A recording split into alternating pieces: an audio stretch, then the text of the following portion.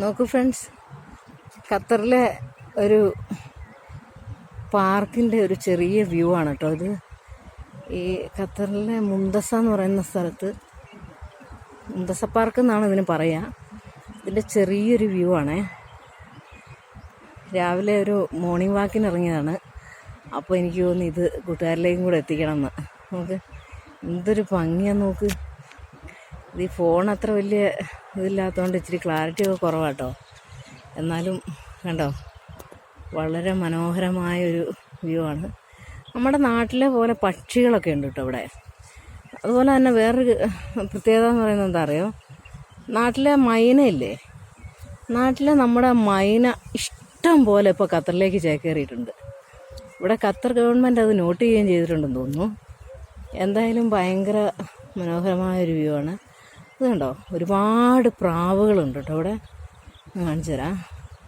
ദൂരെയെന്ന് പറയുന്നത് നമ്മൾ ഇങ്ങനെ പോണ വഴിക്കൊക്കെ എന്താണ് ചെടികൾ ഇങ്ങനെ ചെറിയ ചെറിയ ചെറിയ നമ്മുടെ നാട്ടിലെ വെള്ളം വെള്ളം വേകാനെടുക്കൂലേ നമ്മൾ, ഈ ചൂട് പിടിക്കാനൊക്കെ, അതിൻ്റെ ഒരു വാദംകൊല്ലി എന്ന് പറയുന്ന നാട്ടിലെ അതിൻ്റെ വേറൊരു പതിപ്പാന്ന് തോന്നുന്നു. ഇത് കണ്ടോ, ഈ സൈഡ് വഴി ഇങ്ങനെ ഈ നടക്കാനുള്ള നടപ്പ് ട്രാക്കിൻ്റെ സൈഡ് വഴി ഇങ്ങനെ വെച്ച് പിടിപ്പിച്ചേക്കാണ്. ഇത് ഭംഗിയാണെന്നറിയാം.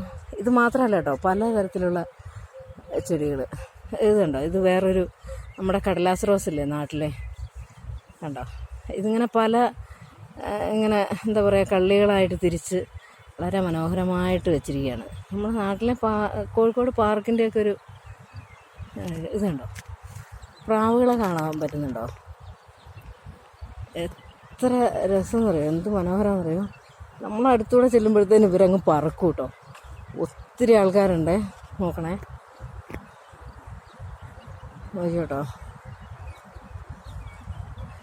എന്താ ശരിക്കൊരു വ്യൂ, ഇത് കളറ് കിട്ടുന്നില്ല, എനിക്ക് തോന്നുന്ന ക്യാമറയുടെ പ്രശ്നമാണ്.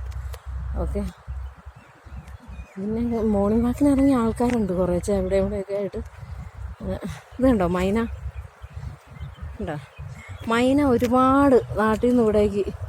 അതുപോലെ വേറൊരു ദിവസം കേൾക്കണം, ഞാൻ ഈ കഴിഞ്ഞ ദിവസം ഇതിലിങ്ങനെ നടക്കാൻ വൈകുന്നേരത്തോ, ഇന്നിപ്പോൾ മോർണിംഗ് ഇറങ്ങിയാണ്, വൈകുന്നേരം ഞാൻ ഒരു ദിവസം നടക്കാൻ തുടങ്ങിയപ്പോൾ ഉണ്ടോ ഹെലികോപ്റ്റർ പോണ ശബ്ദമാണ്.